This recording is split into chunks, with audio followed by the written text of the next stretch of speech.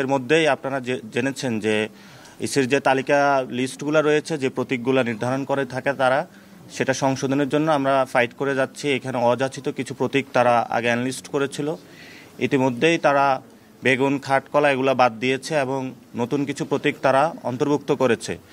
সেখানে আমরা একটা প্রতীক দেখতে পেয়েছি, শাপলা কলি নামে একটা প্রতীক রয়েছে। আমরা আজকে আমাদের পছন্দের তালিকায় প্রথমে রেখেছি শাপলা, দ্বিতীয়ত রেখেছি হলো সাদা শাপলা, তৃতীয় রেখেছি হলো শাপলা কলি। অর্থাৎ আমাদের প্রার্থিত প্রতীকের মধ্যে যদি কোনো অন্য দল আবার এটার জন্য আবেদন করে তাহলে শাপলা কলি নিয়ে একটা সিমিলারিটিস তৈরি হবে। সেই জন্য হলো আমরা এটা আবেদনের মধ্যে আজকে দিয়ে রেখেছি। তবে আমাদের পছন্দের প্রথম জায়গাটা আমরা রেখেছি শাপলা, দ্বিতীয় রেখেছি সাদা শাপলা, তৃতীয় রেখেছি শাপলা কলি। এবং নির্বাচন কমিশন হলো খুব ধীরগতিতে তারা চলাফেরা করছে। আমাদের অনেক আগে আমরা অ্যাপ্লাই করেছিলাম, এই পর্যন্ত এটাকে তারা কোনো সমাধান করতে পারে নাই। তো আমরা তাদের কাছে আহ্বান জানিয়েছিলাম দ্রুত গতিতে এই বিষয়ে সমাধান করে। আমরা ইলেকশনের দামাডল অলরেডি বাংলাদেশে শুরু হয়েছে।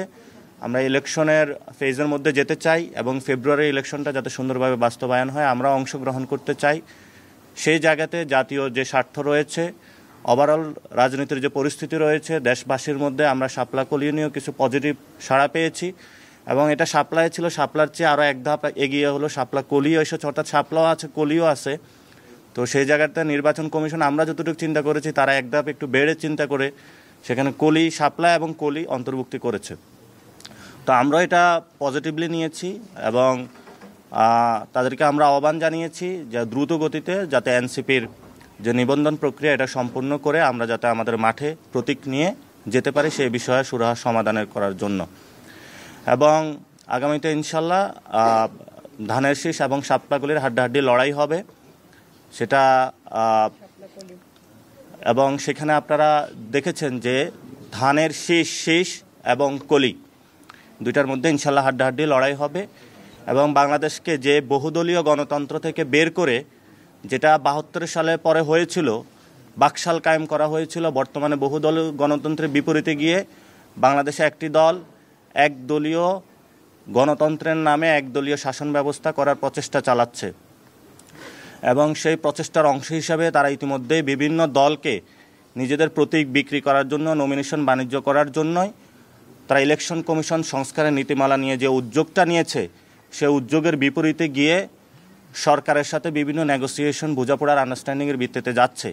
সেখানে আমরা নির্বাচন কমিশনকে বলছি, নির্বাচন যে কোনো দলের নির্বাচন প্রতীক কোনো নমিনেশন বাণিজ্যের প্রতীক হতে পারে না।